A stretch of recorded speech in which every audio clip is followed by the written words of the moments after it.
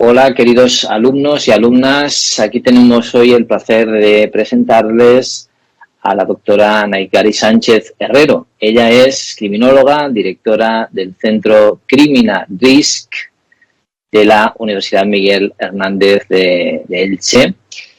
Y bueno, ella es una gran investigadora experta en justicia juvenil, en instrumentos de valoración del riesgo, etcétera. Pero no voy a adelantar muchísimo más porque ustedes van a tener que buscar exactamente quién es la excelente ponente que tenemos en el día de hoy, también su biografía y bibliografía extensísima. Entre la bibliografía se encuentra también este libro, esta obra magna titulada Tratado sobre delincuencia juvenil y responsabilidad penal del menor a los 20 años de la Ley Orgánica 5/2000 de 12 de enero, reguladora de la responsabilidad penal de los menores, en la que ella participó juntamente con más de 50 autores, 1.500 páginas nada más y nada menos. Naikari, ¿verdad? Conseguimos aunar aquí a todos los expertos en menores, todos aquellos que nos dedicamos a trabajar en justicia juvenil. Es la obra más amplia que se ha realizado hasta el momento en este ámbito y Naikari también nos brindó su participación. Así que también les invito a leerla. Bien, en primer lugar, Naikari, estamos aquí para hablar de teorías criminológicas, explicaciones. ¿Por qué delinquen los jóvenes? ¿Por qué delinquen los chavales? Hay muchas teorías, ¿verdad? Pero ¿hay alguna que a ti especialmente puedas decir, caramba, esta a mí me da más credibilidad, me da una explicación más global, más integral, explica mejor lo que pueda estar pasando? Buenas, muchas gracias por la presentación, lo primero, y la verdad es que recomendar también el manual, el tratado que comentas, porque yo creo que va a ser muy interesante la lectura del mismo desde muchos puntos de vista distintos, ¿no? Lo que es el análisis del sistema de justicia juvenil en el momento actual.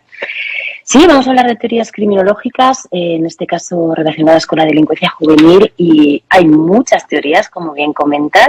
Las teorías criminológicas se pueden enfocar al estudio de la delincuencia en esta etapa vital desde muchas perspectivas y ángulos distintos. Quizás las que me puedan parecer más interesantes por la propia etapa en la cual se desarrolla la delincuencia juvenil, esa adolescencia, esa primera juventud, que quizás pueda ser que las teorías del desarrollo, ¿no? Son las que quizás se puedan dar respuesta a esos factores de riesgo, a esas necesidades criminógenas efectivamente que tienen esos menores, que puedan tener, que se centren, ¿no? en esa época concreta, ¿no? Ahí tenemos pues las teorías del ciclo de la vida, las teorías de los rasgos latentes, las teorías de las trayectorias, que nos pueden dar toda esa información, ¿no? Que podamos ver no solamente la propia trayectoria de los adolescentes en el momento en que se están llevando a cabo esas conductas delictivas, sino cómo se van también produciendo ese desistimiento, ¿no? de la carrera delictiva, que sabemos que se produce en un amplio porcentaje de estos adolescentes, ¿no? Que, como sabemos, en esta etapa son pocos los adolescentes que llevan a cabo las conductas más graves, aunque sí que hay conductas delictivas menos graves que sí que son cometidas con bastante frecuencia por los adolescentes, aunque no llegan a perpetuarse en el tiempo, ¿no?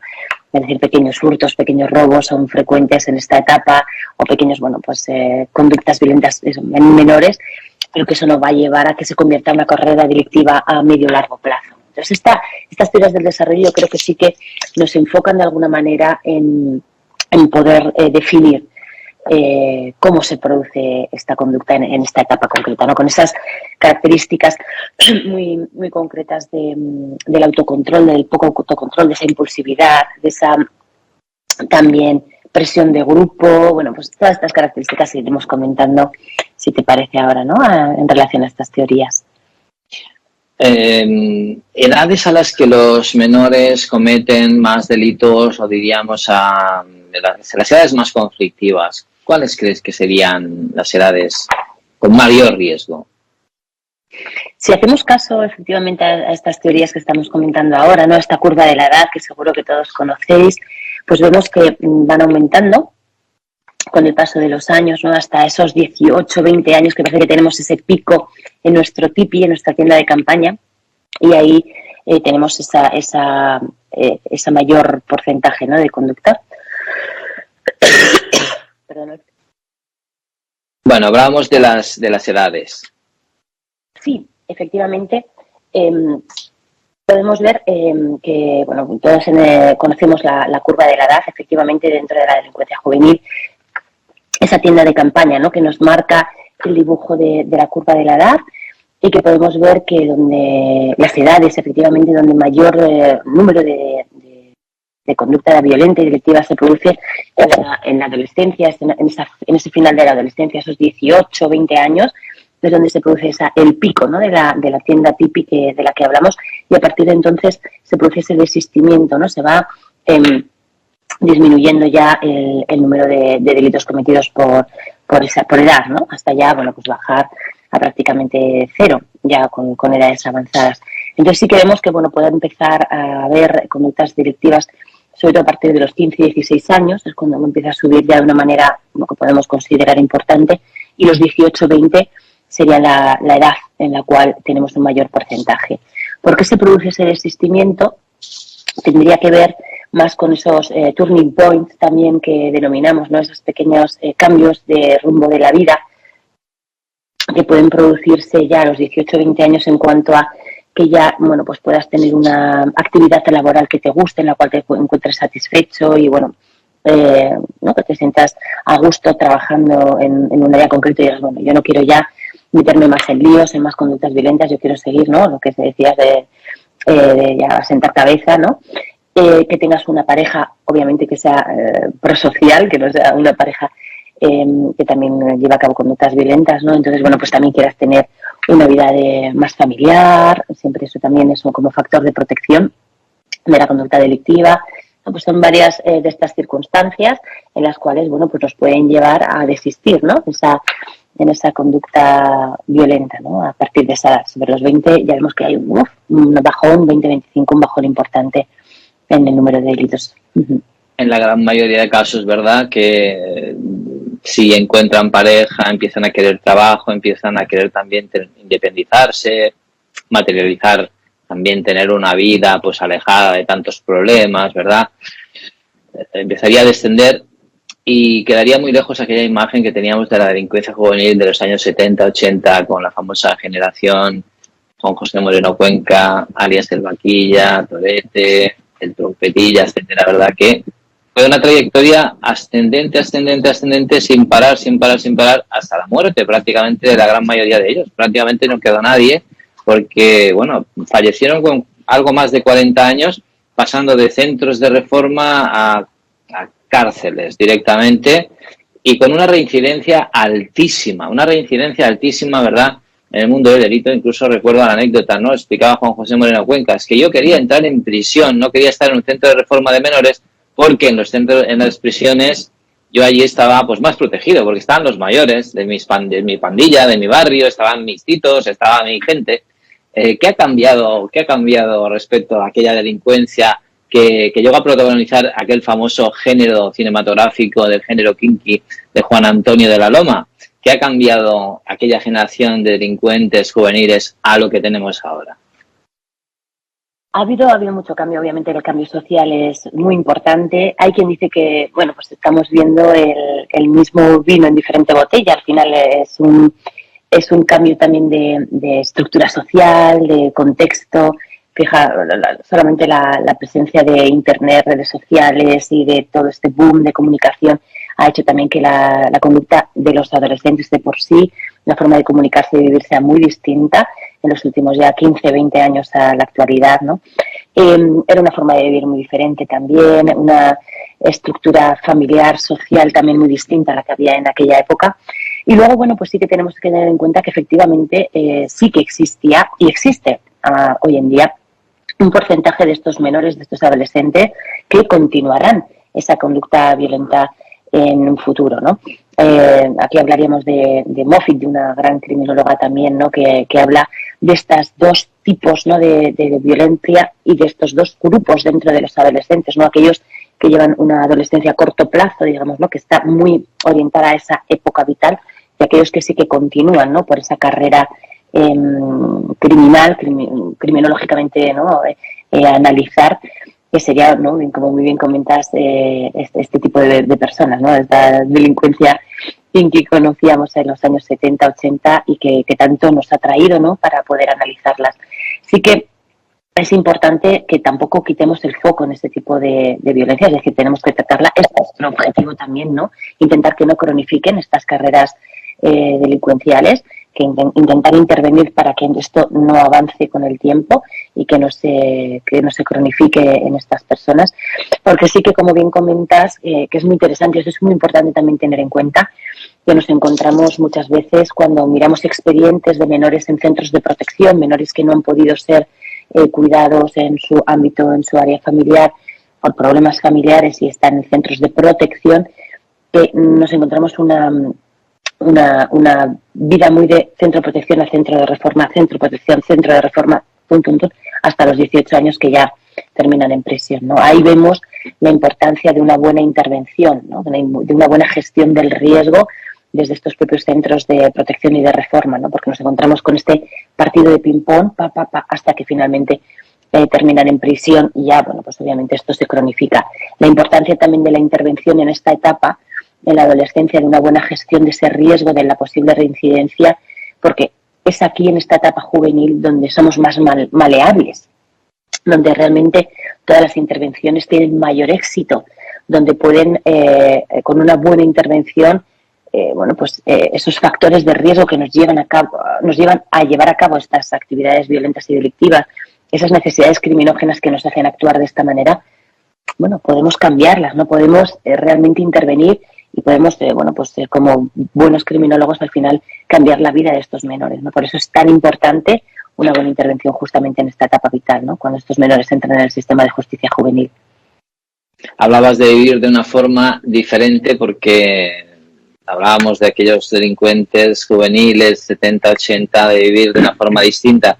Y hoy en día, ¿verdad?, nos viene y nos recuerda aquella famosa película que reflejaba aquellos tiempos, que decía aquella película titulada Deprisa, deprisa, ¿verdad? Hoy también se vive muy deprisa, deprisa, y los jóvenes también delinquen casi pues sin darse cuenta en esta vorágine de rapidez, en esta cultura de la inmediatez que llamamos la cultura touch, ¿no? Esa cultura de la inmediatez, tocamos una pantalla, lo tenemos todo al momento, lo tenemos todo ya, rápido, ¿verdad? Queremos comida, lo tenemos al toque de una pantalla, queremos películas, queremos contenido, etcétera, comprar ropa. Bien, vivimos muy deprisa, quizás, y los chavales cuando están en este momento de maleabilidad que comentabas, que se están formando, quizás no necesiten tanta prisa, ¿no? Quizás necesiten más pausa y más atención. Atención que tendríamos que quizás focalizar en trabajar y en potenciar factores de protección que son clave para que esos menores no terminen materializando una carrera delictiva. Sobre los factores de protección, ¿qué nos podrías contar? ¿Cuáles serían para ti los factores más potentes, más importantes para proteger a estos menores que están, en definitiva, creciendo, creándose como personas, ¿no? Como futuros adultos? Antes de comentarte los factores de protección, me ha parecido muy interesante lo que has dicho, ¿no? De lo de vivir deprisa, lo de la importancia también de las propias características de la delincuencia juvenil en este aspecto, porque dentro de lo que es esta época vital, que es la adolescencia y esta primera juventud, tenemos la sensación, ¿no? de que del locus externo, ¿no? Que hablamos muchas veces dentro también, y que tiene mucho que ver con lo que comentas, ¿no? Con este tema de inmediatez, de la pantalla, de todo a un botón, de ir deprisa, ¿no? Al final, si dejamos toda la responsabilidad en lo externo y no, porque al final con esta cultura de las pantallas estamos volcándonos hacia afuera mucho, ¿no? Sin llevar a cabo esa introspección y esa responsabilidad y ese decir, bueno, mi vida es mía y tengo que tomar yo las riendas de la misma, ¿no? Que es lo que falla muchas veces en la adolescencia. Entonces, todo esto estamos viendo que sí influye mucho a la hora de llevar a cabo estas conductas delictivas y el fracaso de ese desistimiento y la cronificación de muchas carreras delictivas se producen por este aspecto y tiene que ver mucho también con la prisa que comentabas. Entonces me parece especialmente interesante, ¿no? Al igual que lo que comentábamos al principio también de el escaso autocontrol, de la impulsividad, ¿no? Todas estas cosas son aspectos que se trabajan y que se pueden trabajar y son muy interesantes para poder disminuir las conductas violentas. En cuanto a los factores de protección, pues son fundamentales. Realmente, cuando un adolescente lleva a cabo una conducta violenta, una conducta delictiva, vemos que tiene una serie de factores de riesgo asociados, ¿no? Que le hacen, solamente por esa presencia de esos factores de riesgo, que tenga más posibilidades de llevar a cabo una conducta delictiva o violenta concreta, ¿no?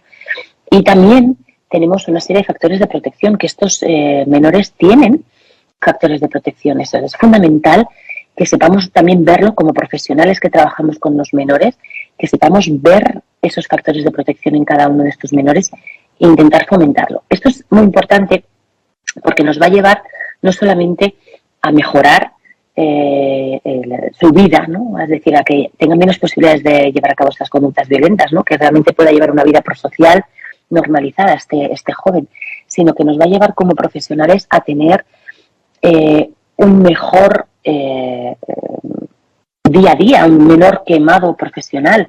Es mucho más agradable trabajar con menores indicándoles qué puntos positivos tienen, decirle, bueno, pues qué bien, qué perseverante eres, o cómo trabajas, o todo este tipo de partes positivas de estos propios menores, que si hablamos solamente de lo negativo, ¿no? Fíjate qué complicado tiene que ser el estar solamente hablando y diciéndole a un menor, esto tienes mal, esto tienes que trabajar, porque esto no lo haces bien, esto tampoco lo haces bien.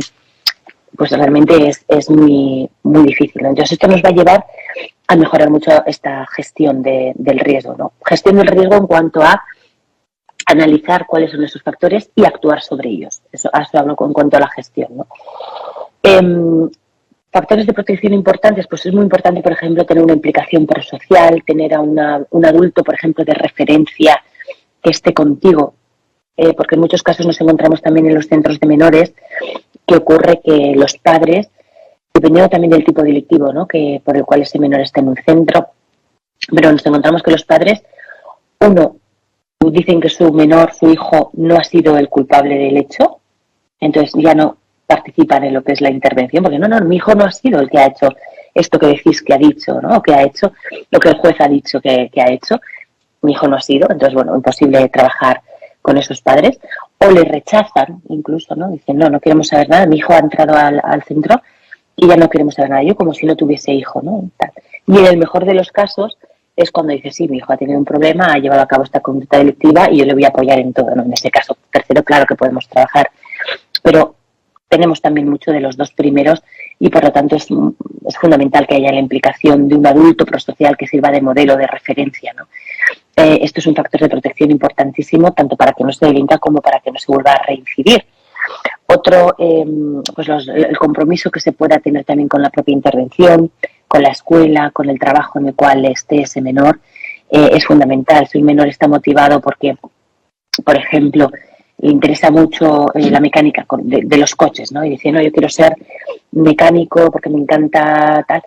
La implicación que tenga con esa formación, con los resultados que se obtengan, con formación que sea, claro, algo que sea realista. Claro, no me puede decir un menor de 12 años que lo que quiere es ser astronauta y montarse una película de indios, ¿no? Sino algo que sea realista, que pueda ver los resultados, ¿no? Conforme vaya esforzándose, es fundamental, porque eso hace que tenga un interés más allá de lo que es la conducta delictiva, y esto lleva también a tener mucho desistimiento y a mejorar mucho, ¿no? Luego es algo muy curioso que siempre lo hemos hablado y se ve desde los niños pequeños, ¿no? Que es la perseverancia como factor de la personalidad. Esto es fundamental, porque puede ser perseverante un niño, pues ostras, si es perseverante en robar bicis, pues no nos interesa que sea perseverante, ¿no? Pero ya el hecho de que sea perseverante robando bicis ya es un buen factor de protección, porque eso, si lo encauzamos bien, esa perseverancia, que sean cabezones, que digan, yo esto lo tengo que hacer, si lo encauzamos y sabemos llevar correctamente, es muy importante y va a ser fundamental y determinante para ese menor también, ¿no? Entonces, bueno, pues hay una serie de factores de protección muy interesantes que siendo trabajados pueden ir muy bien, ¿no? Estos son algunos ejemplos, ¿no? Para no decir muchos más, pero para ir unos cuantos más también que son bastante interesantes y que funcionan.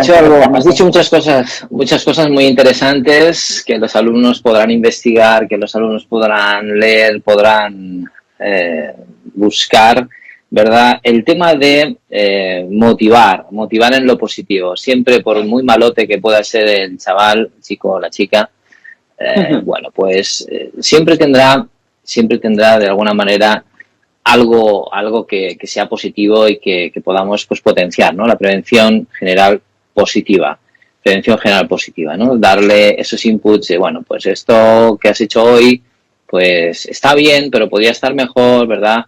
De todo esto que hemos hecho hoy, pues podrías mejorar en esto, dar un mensaje positivo, ¿no?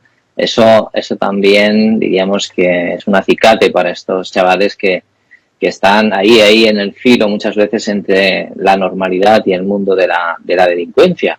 Muy interesante este punto, prevención general positiva. Yo a mis alumnos les digo siempre, hay que estudiar muy bien los tipos de prevención, y a veces se lían un poquito, pues atención porque por ahí va a caer alguna de las preguntas de esta actividad. Por otra parte, también comentabas el tema de tener un adulto de referencia. Tener un adulto de referencia es algo que yo siempre he defendido y defenderé, ¿verdad? Porque no vamos a ir a cualquiera a explicarles nuestras intimidades, ni nuestras inquietudes, nuestros miedos, nuestras alegrías, nuestros logros, nuestros fracasos, sino que necesitamos tener a alguien a quien acudir. Antiguamente, ¿verdad?, se iba al sacerdote, después a los psicólogos, y ahora, ¿a dónde vamos, verdad? Sabemos y tenemos, ¿verdad?, grandes películas, vuelvo al mundo cinematográfico como La ciudad de los muchachos, de Spencer Tracy, ¿verdad?, que tenían aquel referente. Teníamos también Rebelión en las aulas, a Sidney Poitier, aquel profesor que era también un referente. Incluso ya en el plano más de broma y jocoso, a El Padrecito, de Mario Moreno Cantinflas. Teníamos ese referente. Hay un poco una dicotomía y hay, diríamos, posiciones encontradas en el sentido de...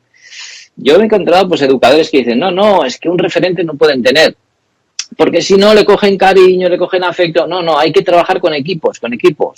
Claro, pero si son equipos rotatorios, que van en turnos, que cambian y que el chaval, la chica o el chico no encuentra esa persona de referencia, ¿cómo lo hacemos esto? ¿Cómo lo hacemos? Incluso hay la figura del policía tutor en muchos ayuntamientos que está yendo muy bien, sobre todo en poblaciones pequeñas. ¿Qué nos puedes contar sobre esto? Eso es fundamental lo que comentas, porque en los centros de menores siempre parece que la alianza terapéutica, ¿no? Ese contacto estrecho entre el menor y el profesional tiene que ser siempre eso, o el psicólogo, tal, y no tiene por qué. A veces la alianza terapéutica puede funcionar del menor con un educador social, con el criminólogo, con el trabajador social, con un monitor, y eso tenemos también que respetarlo y que fomentarlo, ¿no? Como comentamos, porque es muy importante ese adulto de referencia y no siempre tiene que ser el psicólogo. De hecho, por esto lo que es la valoración del riesgo que se hace en estos equipos técnicos es importante que se realice por parte de un equipo mixto, ¿no? que esté en contacto con el menor, porque no siempre va a ser el psicólogo al que se abra este menor, ¿no? Puede ser otro tipo de profesional que esté en contacto con ese menor, que bueno, pues que tenga ahí esa alianza terapéutica y que le pueda contar. Esto, que nos puede parecer lógico, es fundamental dependiendo del tipo delictivo por el cual o por la conducta, que el menor haya llevado a cabo, que lo haya llevado a estar en un centro de menores, ¿no? Si es una conducta como puede ser conducta de agresión sexual, por ejemplo, menores con conductas de agresión sexual, nos encontramos con el problema que en muchas ocasiones que vemos en centros que los menores no aceptan que hayan llevado a cabo esa conducta. Esto nos complica mucho la intervención, como se puede, dar por hecho, ¿no? De manera clara, porque si un menor nos dice que él no ha llevado a cabo esa conducta delictiva, ¿cómo podemos intervenir sobre esa conducta? Podemos intervenir sobre factores, la empatía, otro tipo de... Pero ¿cómo vamos a intervenir sobre esa conducta concreta, ¿no? De agresión sexual? Y a veces ocurre que esa negación con el psicólogo en concreto sí se produce, esa aceptación de la conducta mientras habla, como digo, con el educador, con el monitor, con el trabajador social, con el criminólogo, Y esto es importante porque no siempre va a ser el mismo. Eso en cuanto en el centro de los menores es fundamental y es algo que cuesta mucho, ustedes en los equipos técnicos hacer llegar esta idea, ¿no? Del trabajo en equipo realmente de todos los profesionales. Y hoy en día, pues efectivamente a nivel general, en cuanto a sociedad y a conducta, parece que, bueno, pues podemos hablar casi de eso, ¿no? Del streamer, que ahí estaríamos hablando pues de Iván Llanos, de Auronplay o de Vegeta o de alguno de estos streamers efectivamente que ahora son los jóvenes de hoy quienes están, bueno, pues a ver qué dice o qué opina el streamer al que sigo de este tema en concreto, porque yo quiero saber, ¿no? ¿Qué opina este chico en concreto? Porque yo quiero opinar lo mismo que él o porque yo confío en lo que él diga, y parece que son un poco, ¿no?, los referentes morales casi, ¿no?, en muchas ocasiones, más allá del videojuego que estén, ¿no?, siguiendo en ese momento o el evento que estén formando, ¿no?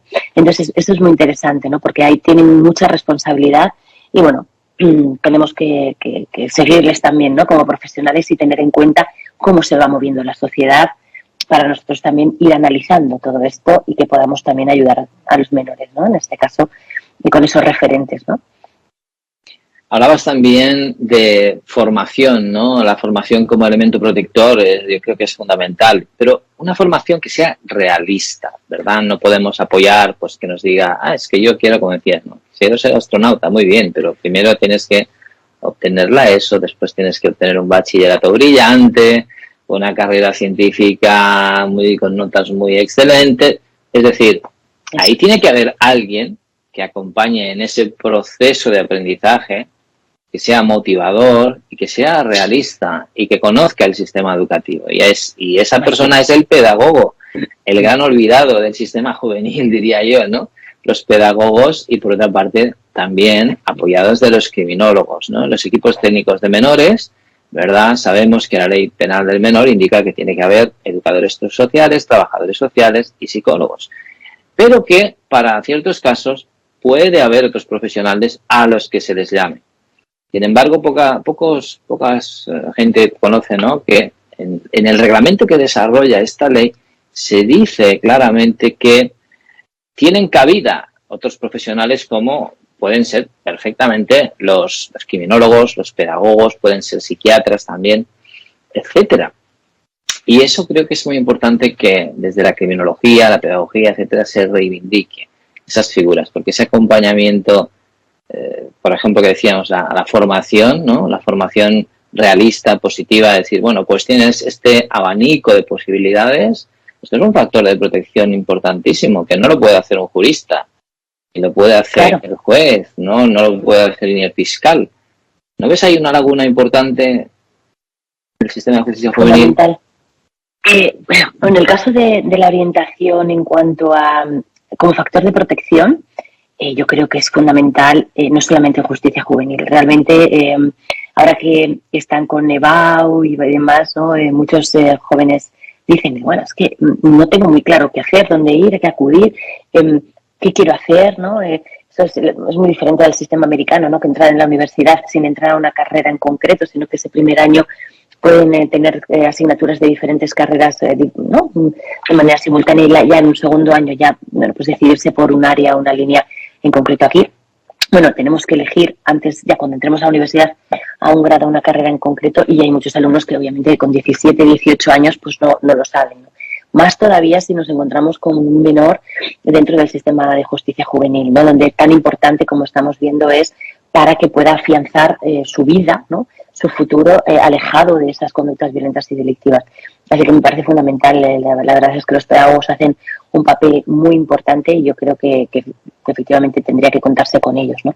Al igual que, obviamente, el criminólogo que voy a decir yo, en estos equipos técnicos es fundamental. Yo he tenido la suerte de trabajar en centros de menores donde sí nos han llamado a criminólogos como parte de esos equipos técnicos, pero efectivamente forma parte, bueno, pues de la buena voluntad y del querer, realmente el darse cuenta por parte de dirección de esos centros de menores de la importancia que tenemos los criminólogos a la hora, por ejemplo, de lo que estamos haciendo aquí, ¿no? Analizar todos estos factores de protección, ver caso por caso, ¿no?, en este caso menor por menor, qué características, qué podemos hacer con este menor para poder sacar todo lo positivo, ¿no?, de él y poder, bueno, pues facilitar en la medida de lo posible, una vida lo más digna, ¿no? Ya lejos de las conductas delictivas. Entonces me parece fundamental, porque es el criminólogo el que más sabe, eso está claro, de conducta violenta, de conducta delictiva, el más especializado en ese aspecto general y en aspectos ya más concretos de ya tipos delictivos, ¿no? Que puedan llevarse a cabo, el que conoce más esas necesidades criminógenas y cómo realizar una correcta intervención, ¿no? El que puede dar y orientar a ese equipo técnico que funciona en centros de menores para poder ir todos a una ya en lo específico, ¿no? Y mejorando así muchísimo, por lo tanto, la gestión del riesgo, ¿no? Que ese riesgo con el menor ha llegado al centro que está aquí, bueno, pues salga lo mínimo posible. Pues me parece muy interesante lo que acabas de comentar, y al hilo de lo dicho, otro de los factores protectores que comentabas es la perseverancia. Creo que es fundamental la perseverancia, la constancia, la laboriosidad, y decías que paradójicamente incluso la perseverancia para ir a robar bicicletas, ¿no? O lo que sea, ¿no? Pero, claro, la perseverancia positiva, el sacrificio, ¿no? Una vez tuve una anécdota en una clase hablando sobre este tema, les pregunté a los alumnos, porque ustedes saben lo que es el sacrificio, ¿no? Y todos se quedaron un poco perplejos y uno levantó la mano y dice, sí. Digo, a ver, dígame. Y dice, bueno, pues es aquello de que matan a los animales, ¿no? Los sacrificios. Y hombre, pues sí, pero además de eso es otra cosa. Naikari Sánchez, ¿qué nos puedes contar sobre la laboriosidad, perseverancia, el sacrificio como factor protector, ¿no? Para los menores? Sí, bueno, es que es fundamental, efectivamente. Es fundamental que un menor, en este caso, ¿no? Si tenemos un menor al que detectamos eso, ¿no? Que es perseverante, que es constante, que es, bueno, lo que, ¿no? Ahí pongo el ojo, ¿no? Allá que voy, eso lo tenemos que explotar. Al final, lo que es la gestión del riesgo basándonos en los factores de protección, en esta criminología positiva de la que estamos hablando, viendo lo positivo de los menores, es, bueno, vamos a ver, este menor es capaz de, si se le mete una idea en la cabeza de ir a por ello, bueno, pues vamos a hacer que se le meta en la cabeza algo positivo para que vaya por ello, ¿no? Vamos a ver qué le puede gustar a nivel profesional, como hablamos ahora, para que siga, ¿no? Y no cejen el empeño hasta conseguirlo, ¿no? Y por eso hablo de la personalidad como factor de la perseverancia como factor de la personalidad, en cuanto a que es muy bueno ser cabezón, siempre que, bueno, que podamos dirigirlo efectivamente a algo positivo, ¿no? Porque esto va a llevar a que ese menor tenga éxito, ¿no? También, en este caso, lo positivo, claro, como digo, aunque en principio sea algo negativo, pues saberlo de redirigir de una manera positiva. Y en cuanto a nivel general, en cuanto a protección, lo hablábamos también en varios congresos, compañeros criminólogos, de algo que podemos echar un poco en falta, ¿no? Decimos, no, pues en los menores, en los institutos hoy en día, ¿no? ¿Qué puede pasar? O sea, ¿qué características tienen, ¿no? Y una de ellas es esta, ¿no? Lo que decimos, la falta igual del sacrificio, de decir, bueno, voy a poner de mí esta parte, ¿no? Pero voy a conseguir algo que quiero, ¿no? Eso junto a la baja tolerancia a la frustración es algo que nos parece que es muy importante y que debería ser tratado casi con urgencia en los jóvenes de hoy en día, no en menores, hablo de adolescentes y demás, porque son dos puntos que cuesta mucho y que se tienen que trabajar mucho a nivel general, tanto en centros de protección como en centros de menores, como psicólogos en clínicas, ¿no? Que también son compañeros y que estamos viendo, ¿no? En la baja tolerancia a la frustración que tienen muchos jóvenes, ¿no? El que no son capaces de aceptar que no todo se puede conseguir. También tiene que ver mucho con lo de deprisa, ¿no? Que no todo, no, es que lo quiero ya y no puedo admitir un no. Necesito eso, lo quiero ya. Y si no lo tienen, no, toda esta parte también, hablando de teorías, ¿no? Teoría de la atención, ahí tenemos otro tipo de teorías de las subculturas y demás, ¿no? Que podemos ahora aplicar, ¿no? Según lo que estamos comentando en este momento. Y que la teoría también del control, ¿no? La necesidad de tener todo controlado, de tener todo aquello que queremos, ¿no? De conseguir, si no puedes conseguir de manera lícita aquello que crees que te mereces, lo consigues de manera ilícita, ¿no? Esto es una parte también muy importante que vemos reflejada, ¿no? Dentro de lo que es la delincuencia juvenil y que se ve mucho también en centros. Por tanto, fundamental trabajar sobre ello.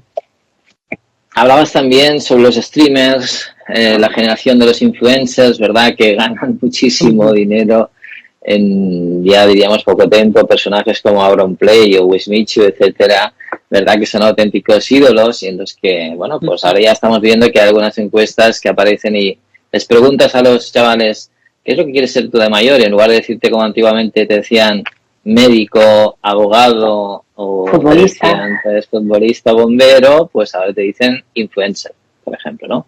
¿Qué mensaje nos dan estos influencers? ¿Cómo podríamos aprovechar a estos influencers de alguna manera para que fueran también un factor de protección anticrimen, de alguna manera? Porque el mensaje que lanzan es potentísimo y tienen una capacidad de convicción enorme y de alcance mediático prácticamente sin fronteras. Sí, es interesante porque efectivamente hay muchos menores que dicen, no, yo aquí lo que quiero ser es streamer. A mí lo que más me gusta de todo es streamer y poner directo y estar ahí. Y sin embargo, los propios streamers es muy interesante que son ellos los que dicen, ojo, aquí no todo el mundo puede ser, no lo he conseguido de la noche a la mañana, yo llevo 15 años, 10 años, es decir, son ya estos streamers de los que hablamos, la mayor parte de ellos de algunas edades, que no tienen 20 años, hay algunos que sí, pero ya son de 30, si hablamos de pues, Auronplay, hablamos de Rubius, de Iván Llanos y demás, bueno, pues ya son un poquito mayores, perfil para no son adolescentes, vaya. Entonces, bueno, ya hablamos de Vegeta, todos estos, yo Juan. Entonces, pues sí que estamos viendo que son ya de unas edades en las cuales ellos están ya transmitiendo unos mensajes que sí que pueden ser positivos en cuanto a que sí que dicen que no es algo que se haya hecho de la noche a la mañana, que llevan ya 10 años, todos los días, 8 horas, 10 horas de directo, ¿no? Y que no es sencillo, que no es fácil. Entonces, por una parte sí que es verdad que son ingentes la cantidad de dinero que tienen o que cobran, ¿no? Me parece una barbaridad, ¿no? Al mes, entre canal de YouTube, Twitch y demás, pero sí que es cierto también que por otra parte, bueno, se puede ver esa perseverancia en ellos a la hora de poder llegar allí, porque bueno, al final son 10, 20 pueden ser así los más importantes, y que sí que esos 20 son ya pues eso, de edades avanzadas que llevan mucho tiempo, que han llevado mucho tiempo en YouTube antes de estar en Twitch y que ahora llevan también mucho tiempo, no, y muchas horas al día, incluso casi me atrevería a decir que algunos de ellos pueden dar una imagen negativa a la juventud en cuanto a que no son capaces de dejar un día de conectarse porque tienen miedo a perder seguidores. O sea, es algo casi ya está hasta enfermizo, ¿no? Entonces, bueno, habría también incluso que decir, bueno, también es necesario un descanso para la salud mental, ¿no? Que es otro de los temazos que tenemos hoy en día dentro de la juventud en general, del sistema de justicia juvenil en particular, ¿no? Todos los problemas de salud mental que estamos viendo en la actualidad en centros, además de los centros, entre comillas, normales, iba a decir, que hemos visto, ¿no? a lo largo de los últimos 10 años, y de la casuística y de los tipos de menores y demás que hemos visto, y nos encontramos con menores con una salud mental bastante más dañada, también después de COVID, ¿no? Se puede ver por la propia también situación de la delincuencia juvenil, ¿no? En los últimos 2 años, ¿no? Que nos hemos encontrado. Pero bueno, que va todo como muy en consonancia, por lo tanto el tema streamer es ahora tener muy, muy presente, sobre lo cual yo creo que hay que ahondar porque al final son los referentes que están teniendo hoy en día nuestros jóvenes, ¿no? Importante porque no todo es negativo, no todo es aquello de decir, bueno, es que son los chavales están ante las pantallas tantísimas horas, ¿verdad? Viendo estos personajes que ganan dinero fácil. Bueno, tampoco es así, porque ellos también ya lo dicen, ¿no? Hemos estado muchas horas, muchos días trabajando para conseguir unos contenidos buenos y que la gente realmente pues se enganche de forma positiva. Pero sí que se podría llegar a utilizar, yo creo, a estos personajes tan influyentes, ¿verdad? Para transmitir valores prosociales, valores positivos, ¿no? A los menores. Hablabas también sobre la salud mental. Es realmente un problema muy grave que tenemos en la salud mental infanto-juvenil. Sabemos que recientemente, hace bien poco, ¿verdad?, es la psiquiatría infanto-juvenil pues ya empieza a ser una disciplina reconocida, una especialización que no existía en España, ¿verdad?, y que ahora ya, menos mal, ya se ha implementado en los planes de estudio. Pero, sin embargo, sabemos también que la sanidad pública pues no cubre la psicología en general, la psiquiatría solamente en casos de mucha gravedad, y que son servicios que están colapsados, ¿no? Esa es la realidad. Una auténtica lástima. También sabemos que han incrementado el número de suicidios entre los jóvenes de forma, diríamos, alarmante, y que ya es la segunda causa de muerte en los jóvenes después de los accidentes de tráfico.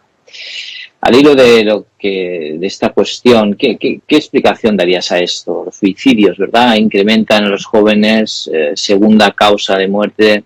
Esto es muy serio, es decir, es algo que está socavando a nuestra sociedad, ¿verdad? Sí, la verdad es que es muy, muy preocupante, sobre todo ahora, ¿no? Por COVID, post-COVID, el cambio de sociedad que hemos tenido, porque realmente han cambiado muchas cosas, han cambiado muchos valores, han cambiado muchas realidades, ¿no? Tanto de los jóvenes como de los adultos, pero especialmente los jóvenes han sido especialmente maltratados por la situación, ¿no? Han tenido un paréntesis muy fuerte en cuanto a su juventud, ¿no? Ellos mismos dicen, ostras, es que me he perdido los 2-3 años de mi vida en los cuales más quisiéramos pues salir, conocer a gente, bueno, pues lo que se hace cuando se tiene 18, 19, 20 años, y esto les ha llevado en muchos casos también incluso a tener eso, mucha ira, mucha desesperanza, y bueno, pues todo lo que puede conllevar, ¿no? El tema de efectivamente tener conductas suicidas o problemas de salud mental más graves. Teorías explicativas, bueno, pues podemos tener desde la más clásica, que seguro que todos conocen, es la anomia de Durkheim, seguro que sí que todos los conocen, que habla justamente del suicidio, ¿no?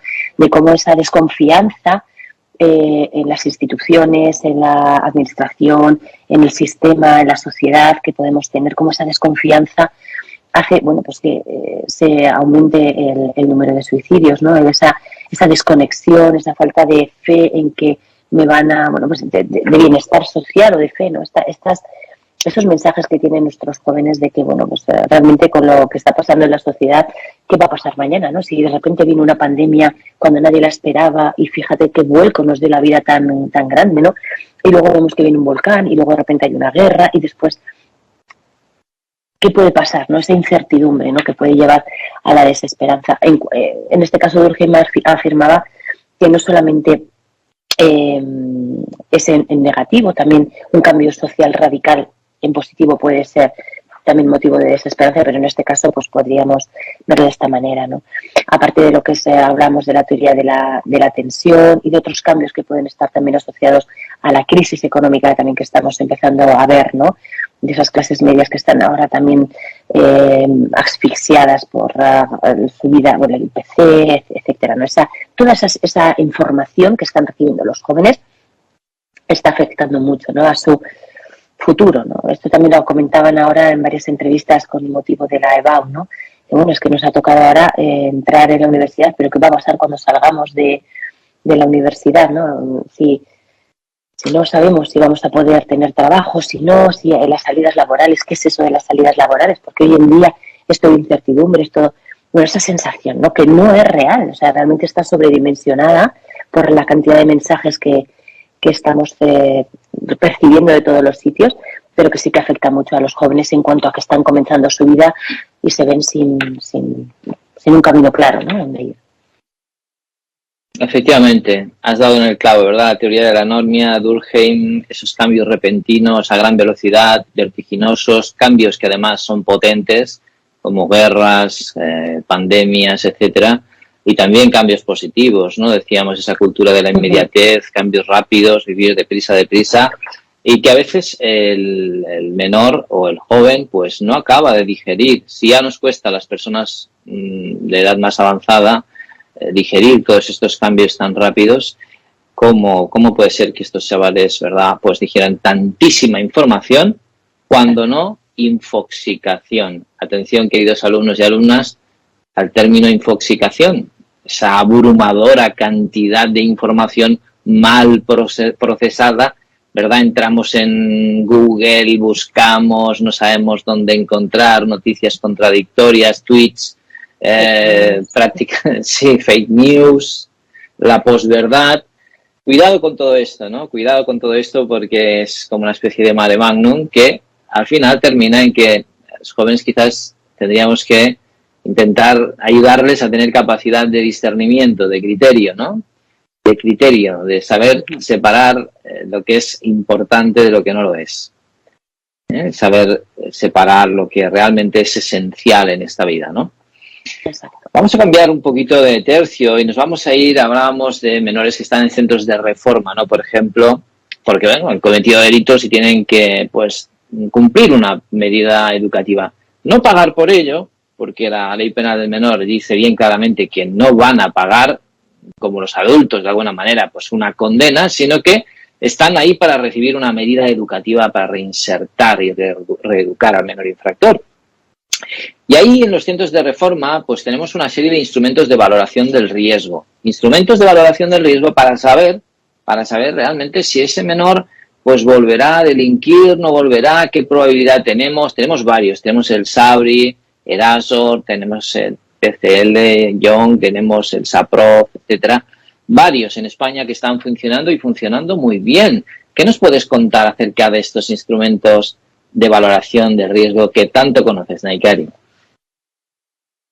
Bueno, pues la verdad es que estas herramientas, estos instrumentos de valoración de riesgo son herramientas que están diseñadas para intentar sobre todo mejorar o hacer una evaluación de este menor de manera integral y de la manera lo más objetiva posible. O sea, realmente están diseñadas para proteger al menor en cuanto a que vamos a poder, en cuanto ese menor entra en un centro de menores, vamos a poder ver qué factores de riesgo han llevado a que ese menor lleve esa conducta delictiva que la ha llevado al final a ese centro de menores. Entonces tenemos herramientas, como bien comentabas, por ejemplo, SABRI, que es una herramienta general, de violencia general, que nos va a indicar qué características puede tener ese menor, tanto características familiares, factores familiares como sociales, como de salud, ¿no? Cuando hablamos también de salud mental, etcétera, que hacen que ese menor vaya a un centro, ¿no? Pues realmente estas herramientas están diseñadas basadas en la evidencia científica, es decir, se observa y se analiza cuál de esas características influye más en la conducta violenta y, por lo tanto, si está presente en ese menor, cuanto más número de estas características estén presentes en el menor, más posibilidades hay de que ese riesgo sea alto, de que reincida, ¿no? Entonces, si viene un menor a nuestro centro de menores y observamos que puntúa alto, por ejemplo, en impulsividad, en falta de empatía, en que, bueno, pues cuando era menor, más pequeñito, por ejemplo, en una infancia temprana, con 6 años, ha sufrido maltrato. Son diferentes factores de riesgo sobre los cuales podemos trabajar, sobre esos que sean dinámicos, sobre los cuales podemos trabajar de manera que tiendan a desaparecer y que cuando salga ese menor del centro salga con una menor posibilidad de que reincida, ¿no? Una menor reincidencia. Ese es un poco el objetivo al final de un centro de menores. ¿Por qué un menor está en un centro de menores? Bueno, vamos a intentar para que reciba un tratamiento, una intervención adecuada y cuando salga del centro pueda llevar una vida lo más normalizada posible, ¿no? Ese es el fundamento principal. Entonces, bueno, vamos a trabajar sobre esos factores de riesgo en concretos que se analizan de manera independiente y objetiva, porque están perfectamente desarrollados y delimitados. Y digo que es a favor también y protegiendo los derechos del menor, porque no es ya el criterio personal de un psicólogo, de un criminólogo, de un educador social que diga, no, basado en mi experiencia personal, yo creo que a este menor le vendría bien realizar un taller de... No, aquí estamos hablando ya de una herramienta mucho más concreta, mucho más objetiva, mucho más delimitada, que sabemos que haciendo hincapié en este área en concreto vamos a ayudar mucho a este menor a llevarlo a cabo. También nos sirve para priorizar, porque puede ser que un menor que tengamos en un centro de 15 o 16 años tenga un problema, por ejemplo, de abuso de sustancias y que esté en el centro porque haya llevado a cabo una conducta de agresión sexual. Pero esta herramienta nos va a permitir ver si realmente lo que tenemos que priorizar es la educación sexual o es el tratamiento de esa adicción, ¿no? Porque igual lo que tenemos que priorizar es una cosa o la otra en un tiempo delimitado. Tenemos que pensar que, bueno, en el caso de conducta de agresión sexual son temporadas largas las que pasan en un centro de menores, pueden estar 8 años incluso, pero si hablamos de temporadas cortas, en las cuales un menor puede estar en un centro, que puede estar 6 meses, realmente es importante saber qué priorizar bien, ¿no? Porque no vamos a poder abarcar muchas de las áreas que ese menor necesitaría de intervención, por lo tanto, sí que, bueno, nos puede ayudar a orientar esto de una manera mucho más eficaz. Estas son herramientas generales, como puede ser Sabri, que comento. Luego hay herramientas específicas, como bien has comentado, Erasor, por ejemplo, que es para menores con conductas de agresión sexual, o el PCL-YANG, ¿no? Que son para ya conductas psicopáticas más concretas. Son diferentes.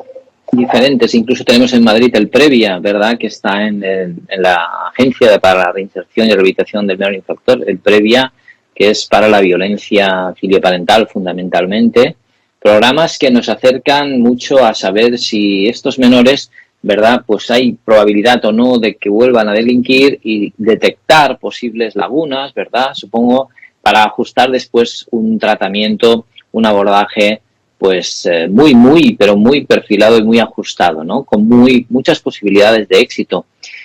Supongo que aquí se juntan, ¿verdad?, confluyen muchísimos datos para poder procesar, para poder saber qué pasará con este menor.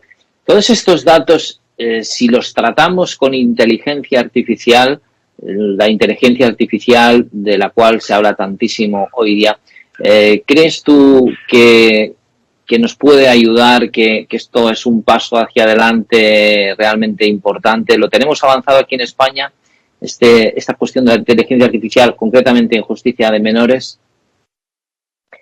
Pues es una pregunta muy interesante, porque realmente la inteligencia artificial es, yo creo que es muy positiva, que se puede aplicar de manera que nos ayude a mejorar la intervención de estos menores, a mejorar sobre todo la toma de decisiones, ¿verdad?, de una manera todavía más objetiva. Al final, lo que comentamos con las herramientas, ¿no?, que uno de los principales rasgos positivos de esto es esa objetividad que nos puede dar, ¿no?, para la propia defensa de ese menor, ¿no?, que realmente seamos capaces de ser los más objetivos, los más asépticos posibles en la toma de decisiones para que ese menor, porque al final son menores, tenemos que tener en cuenta, pasa igual con adultos, ¿no?, pero son menores que no son fáciles. O sea, cuando hablamos del trabajo de menores, son menores pues que han llevado a cabo conductas, pues como una agresión sexual, conductas graves que muchas veces a los que intervenimos con ellos, a los que estamos en centros también, nos puede resonar, y por nuestra propia experiencia vital, porque nos haya ocurrido algo a nosotros o a algún familiar cercano, alguna agresión sexual, que conozcamos a alguna amiga,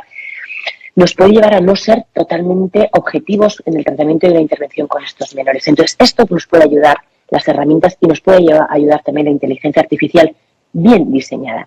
Porque lo que ocurre es que los principales detractores de la inteligencia artificial, yo creo, que está orientada al sistema de justicia en general y en el juvenil, son aquellos en los cuales se observa que esta inteligencia artificial se ha puesto en marcha, en funcionamiento, de manera errónea. O se ha llevado a cabo sin contar con las personas que han diseñado la herramienta, o sin contar, por ejemplo, con criminólogos, ¿no? Esto lleva a que, claro, somos, como hemos comentado al principio, todas las personas somos maleables, podemos modificar nuestros comportamientos. Hay una serie de factores de riesgo estáticos con los cuales no habría ningún problema en utilizar herramientas de inteligencia artificial, pero tenemos una serie de factores de riesgo dinámicos, que son aquellos que pueden modificarse con la intervención. Por ejemplo, el ser más o menos impulsivo. Con un correcto tratamiento, con una correcta intervención psicológica, criminológica, podemos mejorar esa impulsividad y ser menos impulsivos, ¿no? Y eso va a hacer que varíe nuestra probabilidad de reincidir. Pero tenemos que saber que si se va haciendo esa intervención de manera correcta, esa impulsividad va a ir bajando y, por lo tanto, la valoración del riesgo va a modificarse. Todo esto tiene, por lo tanto, que ser considerado por la inteligencia artificial. Es decir, no podemos hacer, por ejemplo, un menor que entre en un centro de menores, utilizamos sistemas de inteligencia artificial como se están utilizando hoy en día, ya tenemos un nivel de riesgo de este menor 80%, imaginaos, ¿no?, un porcentaje. Venga, ya está, este menor tiene 80% hasta que salga del centro. ¿no? Porque si realmente estamos haciendo una correcta intervención en ese centro, ese riesgo va a variar. Sobre todo, como hemos dicho al principio, más en esta etapa, en la juventud, en la adolescencia, donde cualquier intervención que se haga con nosotros, si es de calidad, va a mejorar muchísimo nuestra vida. Cuando somos adolescentes somos muy influenciables también para lo positivo. Entonces, tenemos que adecuar una inteligencia artificial que se realice, que sea diseñada para justamente esta etapa vital, no sé si me explico, ¿no? No puede ser algo estático, tiene que ser algo mucho más dinámico. Eso conlleva también la dificultad de que tenemos que introducir mucha información dentro de este sistema de inteligencia artificial para que pueda ser correctamente llevable. Pero dicho esto, también es cierto que nos puede mejorar mucho la gestión del riesgo en los centros, debido a que, bueno, como sabemos, ¿no? Y como comentamos también muchas veces, pues los centros de menores al final hay menos profesionales de los que nos gustaría, con mucho más menores de los que nos gustaría, y por lo tanto podemos tener menos tiempo para poder dedicar a estos menores.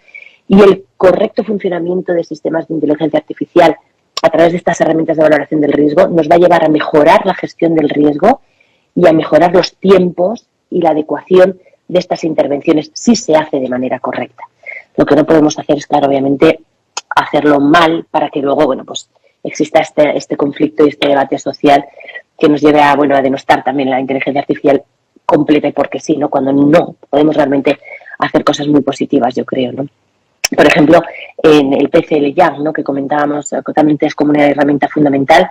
El PCL-Young es una herramienta que evalúa los rasgos psicopáticos de estos menores y es muy importante su uso porque el hecho de que un menor tenga rasgos psicopáticos nos puede llevar a que el tratamiento que se esté haciendo sea criminógeno. Es decir, que lejos de ser favorable para ese menor y lejos de querer obtener el objetivo que queremos, que es que disminuya el riesgo, contrariamente va a elevar el riesgo de reincidencia, va a retroalimentar todavía más sus conductas violentas y delictivas, de manera que va a salir peor de lo que entró, ¿no? Entonces tenemos que reajustar muy bien la intervención si vemos que ese menor tiene rasgos psicopáticos. Por lo tanto, vemos que es fundamental utilizar esta herramienta en todos los centros de menores, con menores que no tengamos ahí el farolillo rojo, red flag que nos aparece, ¿no? Y decimos, oh, madre mía, me parece a mí que este menor vamos a utilizar el PCL-Young para poder reajustar esa intervención y que no sea criminógena, que, bueno, en unos casos concretos muy determinantes, ¿no?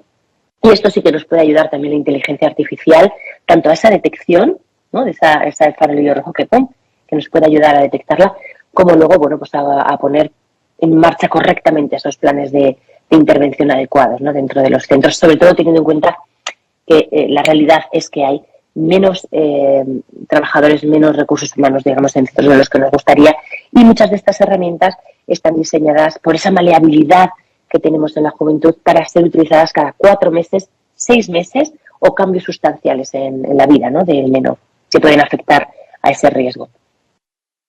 Así que tenemos un campo abierto a la inteligencia artificial, ¿verdad?, para que nos ayude en la justicia juvenil, para que nos ayuden estos instrumentos de valoración del riesgo y, por lo tanto, una esperanza, porque antes hablábamos de desesperanza. Pues bueno, yo creo que tenemos que lanzar ese mensaje de optimismo, de esperanza, de estar abiertos al futuro, a las nuevas tecnologías que también pueden jugar a nuestro favor para crear una sociedad mejor, para hacer que estos menores, ¿verdad?, que se han desviado en algún momento, que han entrado en el sistema de justicia juvenil, puedan salir y los podamos recuperar. Yo siempre os digo, ¿recuperar para quién? En primer lugar, recuperarles para ellos mismos, para su familia y, por supuesto, para nuestra sociedad.